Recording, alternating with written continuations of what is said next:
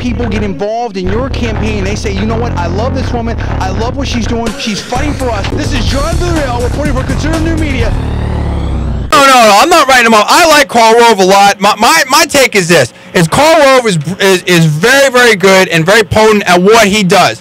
But I think that his toolkit, and I mean, I'll probably get people hating me for saying this, is a little bit more of a narrow toolkit. I've said it before because I've been involved in high technology and taking companies public and venture capital, investment banking, all that type of stuff. It's kind of like people that do technical analysis, and that's how they invest with their hedge funds or their private funds or whatever, versus people that do fundamental management and product and stuff analysis. And the technicians can make tons and tons of money trading, and Karl Rove can win a lot of elections doing the black box work on how do you get the independents to do this and that and all the polls. But that's different than understanding the energy of the Tea Party movement and understanding and engaging in campaigns.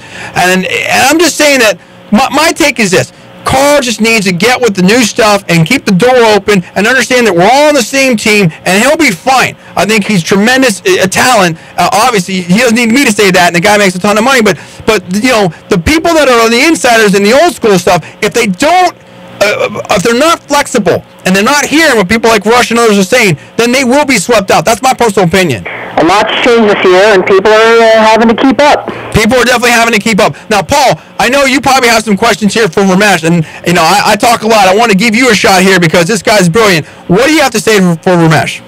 Well, it's great to meet him. I read his work and other work on National Review Online all the time. I just appreciate what those guys are doing.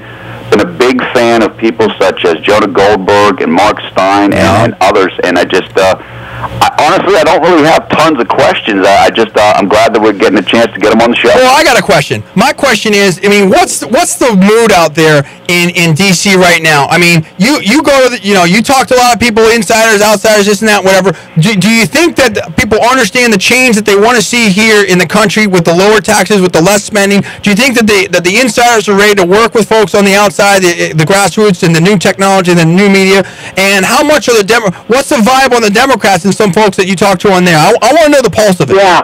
Well, first of all, thank you, Paul, for all those kind words. I'll definitely pass along to my coworkers. I think that there are a lot of emotions on the Republican side right now, right. And the dominant one, I think, is relief that this sort of Obama, Pelosi, Reid juggernaut is going to be stopped. You said it. That, whatever else happens, whether we have Republicans screwing up next year or whatever, this kind of pell-mell rush to socializing everything that can be socialized is going to be stopped. Let me stop you right there and interject here quickly. We have about 2 minutes. So I've said it before that Obama is a socialist, and we've got into all that. You're saying clearly right now, and I want to make sure that you're saying this. I want to see what you're saying. Do you believe that Obama's policies were socialist or were going that way? Well, I think there's no question that he has been moving us in the direction of socialism, social democracy. I don't think that's a difficult thing to say. Now, what about Michelle Obama? How she's been used as the first lady and the Spain trip and all that? Do you make anything of that, or do you think that? What's your take? Well, one of the funny things about the Obamas is they've got this reputation, he does in particular, for being so politically brilliant. I've always thought that's overrated. I always think he's that great a speech maker, and they've just shown a tin ear again and again and again, and she has been involved in a lot of the incidents that have I think, been a little harmful. I agree with you.